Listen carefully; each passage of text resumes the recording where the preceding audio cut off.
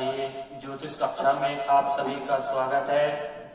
तो आज हम इस ज्योतिष कक्षा में जानेंगे कि भद्रा क्या है और भद्रा का विचार कब करना चाहिए, क्यों करना चाहिए, किस लिए करना चाहिए, इस विषय में आज चर्चा हम लोग करेंगे। तो चर्चा प्रारंभ करने के पहले हम मंगलाचरण करते हैं। और मंगलाचरण क्यों करना चाहिए?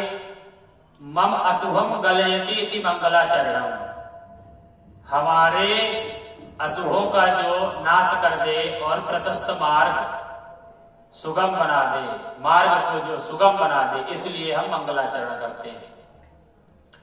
तो आइए मंगलाचरण करते हैं। ओम शिवतनय वरिष्ठं सर्वकल्याणमूर्तिं परशुकमलहस्तं शोभितं मोदकेन अरुणकुसुममालां व्यालयग्नोपवीते मम हृदये कुरु निवासं श्रीगणेशं नमामि।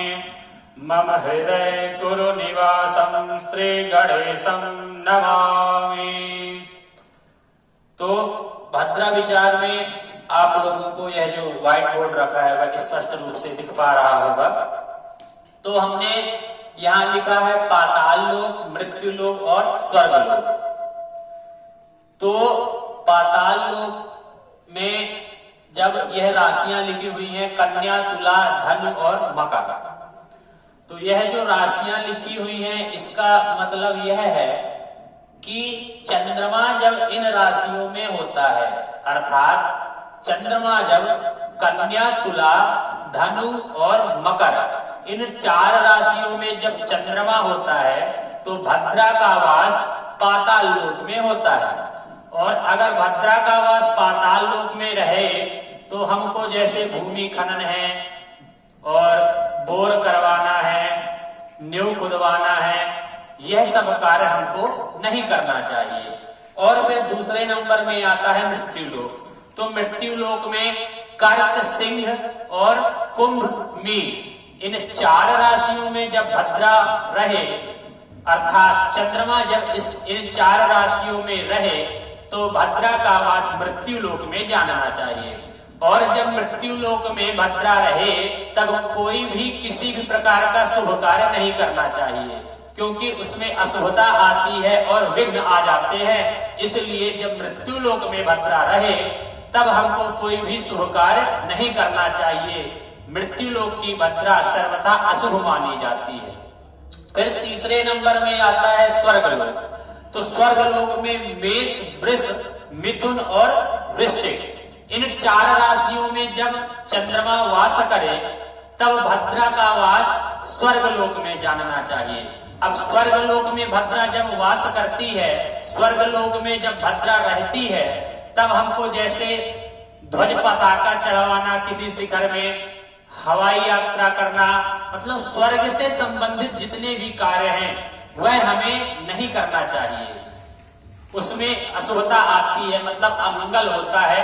इसलिए इन तीन लोकों में जब भद्रा अमुक अमुक राशियों में रहे तो हम अपने जो ज्योतिषी हैं, पंडित जी हैं, अपने आचार्य आपके जो हैं, तो उनसे संपर्क अवश्य करें।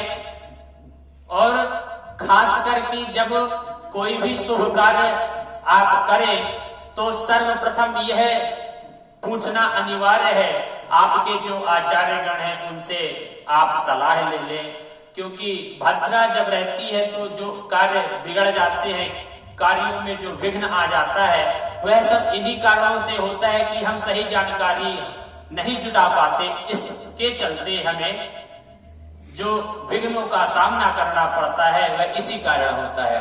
और फिर यहाँ नीचे आप लोगों को दिख रहा होगा, हमने लिखा है शुक्ल पक्ष और कृष्ण पक्ष। तो शुक्ल पक्ष में किन किन तिथियों में भद्रा होती है?